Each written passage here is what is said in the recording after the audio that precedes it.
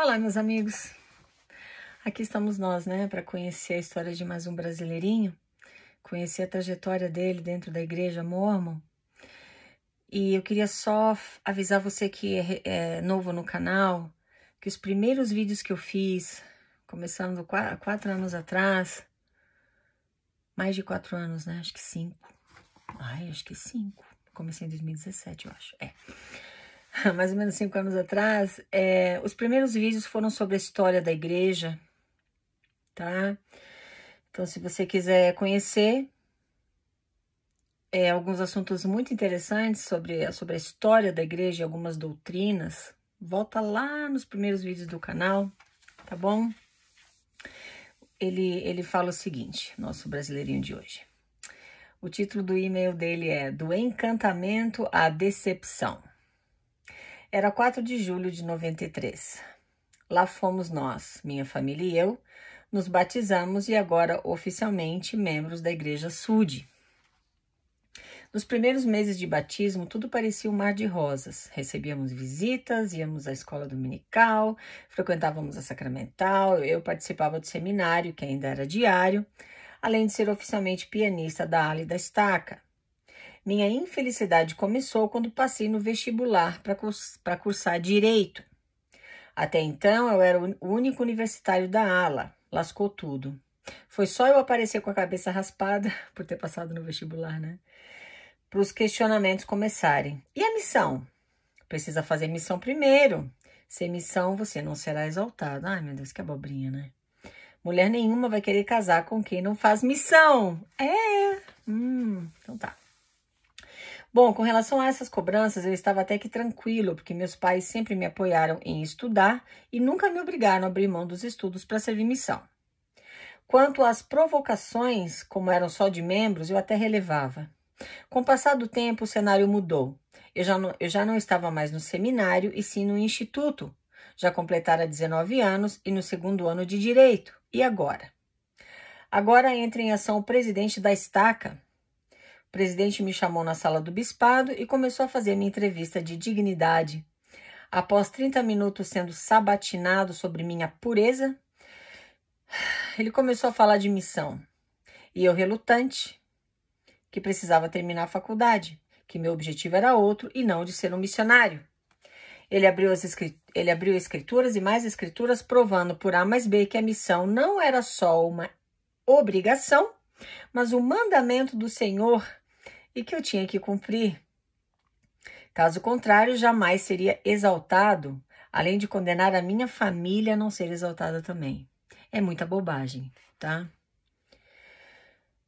Ao invés de sair feliz como qualquer outro jovem normal na minha idade, eu fiquei frustrado com aquele formulário em mãos. Desculpa, eu pulei uma frase. Ele fala assim, ó. De tanta pressão psicológica que eu passei naquela sala, eu aceitei o chamado. Ao contar para minha mãe o ocorrido, ela ligou para o bispo com a intenção de saber o motivo da entrevista e essa necessidade de me chamar para a missão. Após as justificativas do bispo, minha mãe simplesmente falou: caso vocês insistam com essa história de missão, minha família e eu nunca mais voltaremos para a igreja. O bispo aceitou a reivindicação e em menos de 30 minutos estava em minha casa cancelando o pedido. Minha vida na igreja tinha voltado ao normal. Eu ia aos bailes de vez em quando. De vez em quando esbarrava com o presidente da estaca, que sempre me olhava com indiferença, mas não comentou mais nada sobre missão. Até assinou minha recomendação para fazer os convênios no templo, talvez com a esperança que eu mudasse de ideia, pois só fazem convênios no templo os que vão para a missão ou se casam. A minha garganta ainda tá ruim, tá? Por causa do Covid, né, que eu te comentei, mas eu tô bem. Quando completei 21 anos, o pesadelo retorna. O mesmo presidente de estaca me chamou novamente na salinha, só que desta vez eu estava mais questionador. Afinal, estava no último ano de faculdade e não era mais um adolescente. Uma das perguntas foi: por que você não fez missão? Ele perguntou para o presidente. Pelo que eu fiquei sabendo, você optou por ser médico. E com quais argumentos você pode me convencer a não fazer o que você fez? Eu escolhi ser advogado. Ele me respondeu: o Senhor me tocou para te chamar novamente e não cometer o mesmo erro que eu cometi. Eu estou condenado, mas você não precisa seguir os meus passos. A minha resposta foi bem clara para ele. Eu escolhi a carreira jurídica e não tenho interesse. Ele contestou: você está negando servir ao Senhor? Eu respondi: posso servir ao Senhor de várias formas, não necessariamente fazer uma missão. Ele fez uma oração final e terminamos a entrevista. Ele desistiu de me convencer. Após essa segunda negativa, minha vida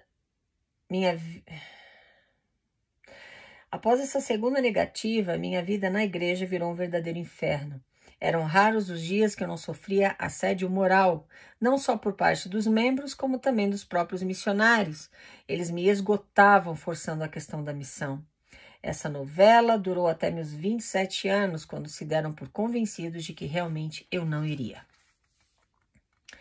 E aí vem a pergunta: nossa, agora que cheguei aos 27, estou velhinho para a missão, ficarei livre dessas cobranças? Agora o motivo não era mais a missão, e sim casar, selar no templo e ter filhos.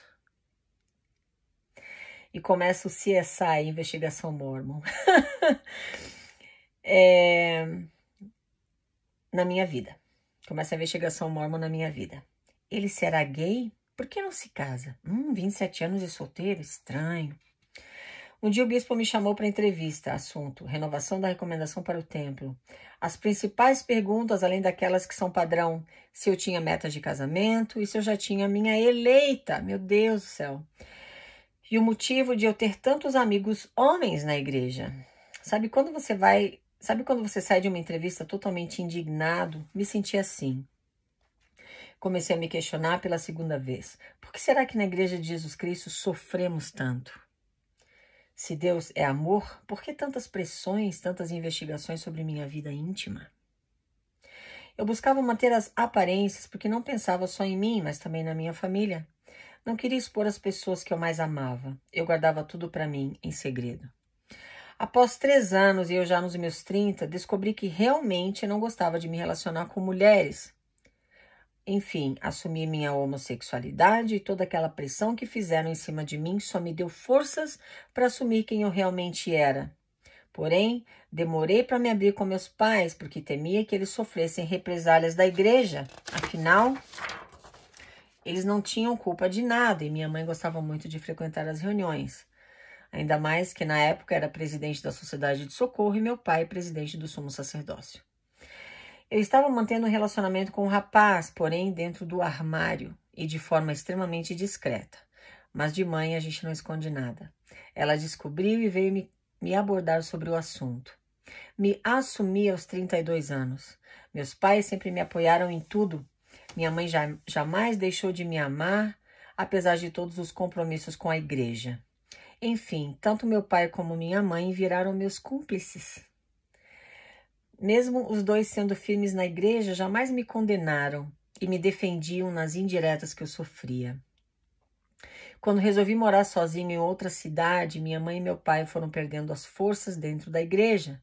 E o ápice foi quando negaram a recomendação do templo para minha mãe, porque ela era dizimista parcial e não integral, além de terem deixado ela mais de 3 meses sem um chamado. Meu pai foi o primeiro a se afastar porque não aguentava mais todo aquele teatro ensaiado. Porém, minha mãe mantinha sua fé no Pai Celestial. Um dia ela foi visitar uma irmã afastada da igreja, que mostrou seu canal. Ela disse: irmã, assista o canal da Vânia que você vai compreender tudo o que aconteceu comigo. Eu não volto mais para a igreja e meu filho também não. Ele se arrependeu amargamente de ter pregado tantas mentiras na missão. Avisa o seu filho, pede para ele assistir também. Na última visita que fiz aos meus pais, ela me mostrou seus vídeos. Eu parei, refleti e a princípio duvidei, me questionei e me perguntei: tantos anos e fomos enganados assim? Será? Como eu sou extremamente desconfiado de tudo, enfim, advogado, né? Eu corri atrás das informações, fui fazer pesquisas nos livros citados no seu canal do YouTube. Assisti outro canal, Mormonismo Sem Censura, e busquei referências. Confesso que nunca li tanto. Conclusão. Me senti usado, magoado, uma mistura de ódio, raiva, enfim. Foram vários sentimentos ruins. Tantos anos dedicados, sofrendo todos os tipos de assédios por uma mentira. Será que nunca pensaram que um dia, mesmo que demorasse anos, a verdade seria divulgada? Doeu saber que uma história inteira foi simplesmente forjada. Os convênios feitos no templo, resumidamente, uma fraude. Quando confirmei para meus pais que todas as informações que você divulgou em vídeos eram verídicas, minha mãe chorou muito. Meu pai já se conformou mais porque já estava afastado. Pior ver as pilhas de livros, revistas ali à rona, sendo levadas para reciclagem, porque, sinceramente, tanto eu quanto meus pais não conseguiam mais olhar para aquela coleção de mentiras publicadas. Chegamos à conclusão de que uma igreja que se diz de Jesus Cristo, sendo que nem no início dela tinha esse nome, prega discriminação racial, homofobia e possui uma coleção de mentiras, ainda se considera a única igreja verdadeira na face da terra, merece no mínimo ser ignorada. Tanto meus pais quanto eu decidimos não mais frequentar a igreja das mentiras dos últimos dias. Porém, respeitamos quem ainda frequenta e se sente feliz lá. A igreja das mentiras dos últimos dias, gostei. É triste saber que por anos fomos induzidos a ter um testemunho de algo que nunca existiu, traduções mal feitas de um evangelho inventado. Enfim, hoje me libertei da falsidade. No começo foi difícil, confesso, principalmente por meus pais que são idosos e viam na igreja uma forma de contato com Deus, mas de certa forma eles também se libertaram. Eu concluí após anos de muitas frustrações que a verdadeira igreja está dentro de nós e não em instituições religiosas com fins lucrativos.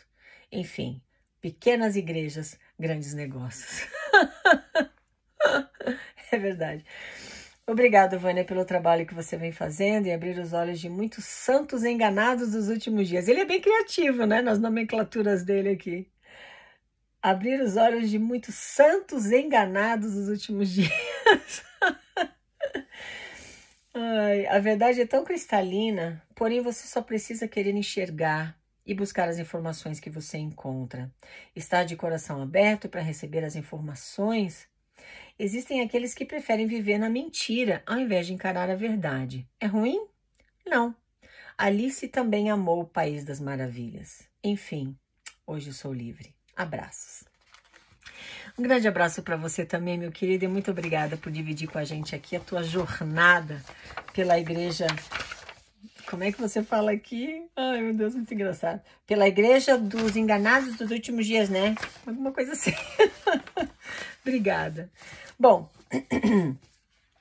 para você que está escutando, tem alguns pontos que eu gostaria de chamar, para os quais eu gostaria de chamar a tua atenção. Primeiro, chegou a idade de fazer missão. Lá vem o bispo, o presidente da estaca, fazer pressão. E aí? Como é que faz? Quando é que vai para a missão? Pô, mas ele já estava fazendo faculdade. Se você é um zumbi espiritual, se você não pensa por você mesmo, mas você segue tudo caladinho, o que eles falam para você fazer, o que você faz na situação dele? Tranca a faculdade, vai para a missão. Eu não sei onde é que esse presidente de estaca, o bispo, estava com a cabeça para falar para ele que se ele não for para a missão, ele vai perder a exaltação dele, a família dele também. Ele pegou pesado aqui, ele nem fez missão, o presidente de estaca, né? Tá, mas desculpa, isso foi o bispo que falou, tá? Ele fez tanta pressão, ou seja, ele manipulou esse rapaz a um ponto em que ele falou, então tá, eu vou para a missão. A sorte dele é que ele tem uma mãe porreta, né, como fala no Nordeste, uma mãe ursa, e ela ligou pro bispo e falou, que história é essa? Não, ele vai estudar. Ah, então, pois é. Ela teve a coragem moral de defender os interesses do filho, porque ela sabia que o filho não queria ir para a missão, ele queria terminar a faculdade dele. Você, como pai ou mãe, deveria aprender do exemplo dessa nossa mãe, desse nosso brasileirinho da história de hoje. Ela respeitou a decisão e o desejo do filho. Se o filho realmente quisesse fazer missão, ela não teria ligado para o bispo, contestando. Ela queria que o filho seguisse o coração dele. E você, como pai ou mãe, deveria fazer a mesma coisa. E parar de tratar teus filhos como crianças, mesmo quando eles já têm 18 ou 19 anos de idade, são maiores de idade, têm condições de decidir o que eles realmente querem para a própria vida. Tá? Porque, na verdade, quem está decidindo isso não é nem você, é a tua igreja. A tua igreja já decidiu que teus filhos têm que ir para a missão, filhos homens, é mandamento para eles. É mandamento. Vai para a missão quando completa agora 18 anos de idade. Inclusive, esse foi o motivo, tá? Pelo qual a igreja mudou a idade dos rapazes para irem para a missão aos 18 ao invés de 19. E as moças 19 ao invés de 21. Porque os rapazes, geralmente, eles terminam o ensino médio aos 18 anos de idade. E aqui, por exemplo, é muito comum os jovens já ir para a faculdade. Antes deles terminarem o ensino médio, já tem programas na escola ajudando eles a decidir o que eles vão querer estudar na faculdade, tá? Então, eles terminam o ensino médio e já vão para a faculdade. Então, o que estava acontecendo? Eles chegaram à conclusão estatística de que muitos jovens estavam deixando de ir para a missão por causa da faculdade. Então, eles falaram, vamos resolver esse problema. Eles nem entram para a faculdade. Ensino médio, pum, missão. Aí quando volta, então vai fazer faculdade. Sempre os interesses da igreja primeiro. Os teus, fica para depois. Problema teu. Tá lucro. Bora recrutar mais pessoas. Pois é. Bom, esse bispo que falou para ele que é mandamento, e o presidente da estaca dele que falou que ele vai perder a exaltação e a família também se não for para a missão, eles estão muito mal informados, porque eles não sabem que o Monson, que era o presidente da igreja antes do Nelson, ele não fez missão, ele foi para a faculdade de business, negócios, tá? A primeira presidência atual, já falei e vou continuar repetindo, porque talvez você não assista todos os vídeos. Presidente Nelson, Irene, conselheiro dele, Oaks, conselheiro dele, nenhum dos três fez missão. Irene, faculdade de negócios. Nelson, bora estudar, como é que fala? Cardiologia, né? E o Oaks, vamos estudar direito. Ele foi um grande juiz aqui. E o Nelson, você sabe da carreira de sucesso dele como cirurgião cardiovascular, porque ele não fez missão. Ele não perdeu 2 anos da vida dele, mas da onde? Nossa Senhora, é muito tempo. Eles não fizeram a missão e adivinha? Os 3 se casaram. O Nelson, 2 vezes, está casado com a segunda esposa. Nenhuma das esposas da primeira presidência ou a esposa do Monson, nenhuma delas casou com um ex-missionário. Faço o que eu digo, não faço o que eu faço. Eles não têm a coragem moral de falar do púlpito para você, do púlpito da conferência, com todas as letras que eles não fizeram uma missão de tempo integral. Ao invés disso, eles te convencem que é mandamento, que se você quiser ser abençoado, larga tudo e vai para a missão. Isso é só um pequeno exemplo da desonestidade e da hipocrisia desses charlatões da fé. Então tá. Como a igreja controla a tua vida desde que você nasce, porque a igreja já decidiu que os teus filhos, chegando aos 8 anos, vão se batizar. Tá decidido. Como eles controlam a tua vida inteira, tá, não fez missão, então agora é casamento. Ele falou aqui, tava com 27 anos, começaram as cobranças. E agora, casa quando? Casa quando? Graças a Deus, a história dele foi muito diferente da minha. Ele foi pressionado para fazer missão. Não vou. Eu vou fazer minha faculdade de Direito. Acabou. Eu tinha passado no vestibular também para contabilidade, mas tinha passado. E fui chamada para fazer missão. Por 1 ano, o presidente da estaca começou a fazer a lavagem cerebral em mim quando eu completei 20 anos de idade. Todo mês aquele homem sentava comigo para me convencer de que eu devia servir uma missão. Aos 21. Na minha época era aos 21, né? Fez 1000 promessas para mim, falou que era mandamento, falou que só recebe o chamado e eleição que faz uma missão de tempo integral. Mentira! Primeira presidência é um exemplo disso. Para você, quando você é chamado como apóstolo, ou presidente, ou membro da primeira presidência, você recebe automaticamente o chamado de eleição. Ou seja, a tua exaltação está selada sobre a tua cabeça. O Deus Mormon agora fala para você: olha, amigo, agora além de você receber uma boa grana e todos os benefícios que você e tua família puderem usufruir, a tua exaltação está garantida, está selada sobre a tua cabeça. Você não perde mais a tua exaltação, a não ser que você cometa assassinato. Eu fiz um chamado, ó. Eu fiz um vídeo falando sobre o chamado de eleição. Dá uma olhada lá. Você vai entender como é que isso funciona. Ai, mas eles não fizeram missão. Ai, meu Deus, é muita loucura. Cuidado com as coisas que você escuta, pelo amor de Deus. Não abre mão da tua capacidade de pensar, de questionar, de se levantar e defender o que você quer fazer com a tua vida. Para de ter medo. Para de se encolher como eu me encolhi, porque eu acabei cedendo e fui para a missão. Deixei faculdade para depois. Quando voltei da missão... Casa quando, irmã? Casa quando? 22 anos já. Ixi, já tá ficando encalhada. Em Florianópolis, pelo menos, tá? Essa é a mentalidade. Bora casar. O que eu fiz? Prestei vestibular de novo quando cheguei na missão. Passei.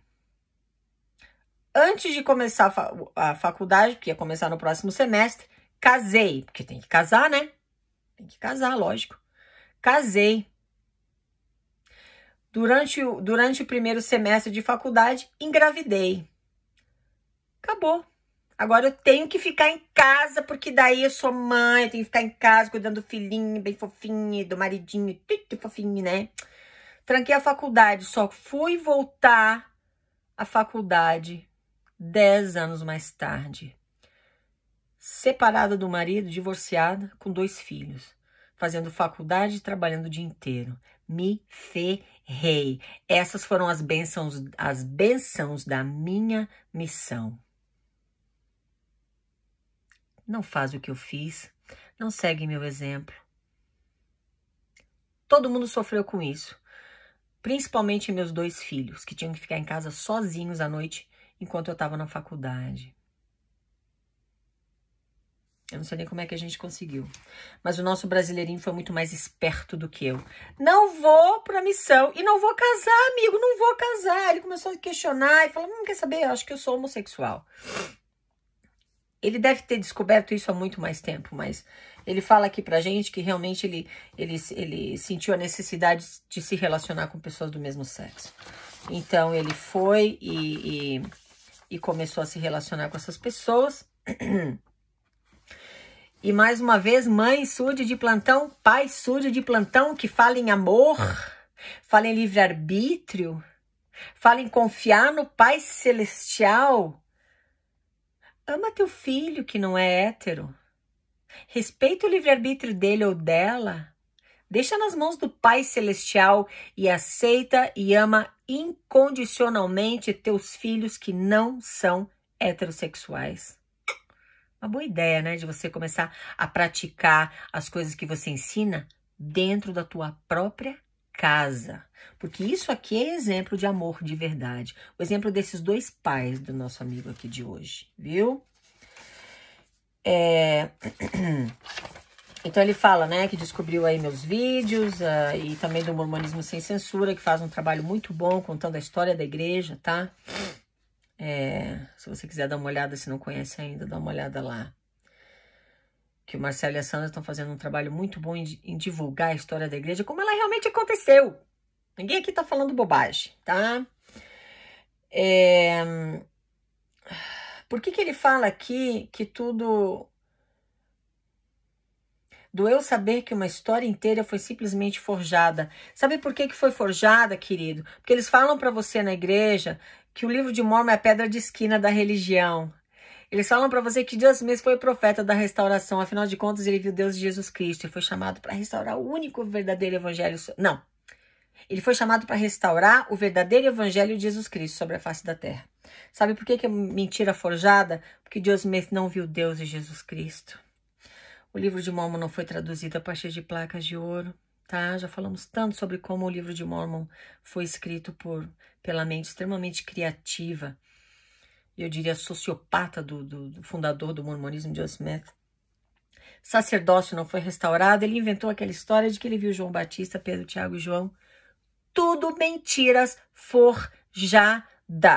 E se você quiser conhecer e saber como que a gente sabe disso, como que nós chegamos a essa conclusão, dá uma olhada na descrição do meu vídeo, que tem várias, várias fontes para você pesquisar, a maioria delas em inglês, porém você tem aí o Vozes Mormons, que é um website que eu já chequei e eles fazem um trabalho extremamente sério em divulgar a história da igreja. Mormonismo Sem Censura com Marcelo, mesma coisa. Procura, pesquisa, como o nosso amigo da história aqui de hoje fez, tá? E aí você decide se você quer ou não seguir a tua igreja, se você quer ou não deixar que eles continuem decidindo o que é melhor para você, ou se você vai passar a decidir sem medo o que é melhor para você, o que você realmente quer, e correr atrás dos seus objetivos de coração aberto, com zero medo, zero culpa, zero remorso. Que não tem necessidade nenhuma de nada disso. Tá bom, meus queridos? Então ele fala aqui, né, para encerrar. Existem aqueles que preferem viver na mentira ao invés de encarar a verdade. É ruim? Não. Alice também amou o País das Maravilhas. Para aquelas pessoas que gostam de viver dentro de uma utopia, como a do mormonismo, por exemplo, que ensinam para você uma matemática exata, A, B, 1 mais 2 mais 3, 1 mais 1 igual a 2, 3 mais 3 igual a 6, tudo fofinho, e você acredita que dá para viver tua vida assim, que é tudo muito previsível, é tudo muito seguro, muito confiável, você é melhor, você vive padrões superiores aos padrões das pessoas do mundo, você tem promessas especiais, você faz parte de um povo escolhido. Se você é uma Alice no País das Maravilhas, isso te faz confortável, fica lá. Mas abre só uma fresta, abre só um espacinho para você continuar a amar incondicionalmente aquelas pessoas que não concordam com você e que querem sair do País das Maravilhas para viverem no mundo real. Respeita e ama incondicionalmente, principalmente se essas pessoas forem teus filhos ou teu cônjuge, ou pai ou mãe. Fica aí a minha sugestão, tá bom? É isso aí. Muito obrigada por me escutar, meus queridos. Falamos na próxima. Tchau, tchau.